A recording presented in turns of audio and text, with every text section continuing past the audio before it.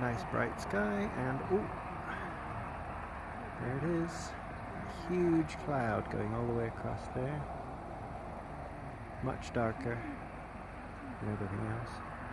That's pretty foul.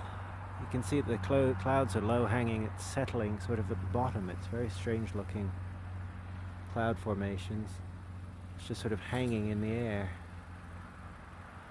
The sky should be a kind of light grey colour. This is looking west. It's actually darker in that direction. Heavy clouds of noxious gas. It smells. It smells like burning chemicals, really, which is pretty appropriate because that's what's burning. These chemicals are just spreading in all directions. That's pretty nasty.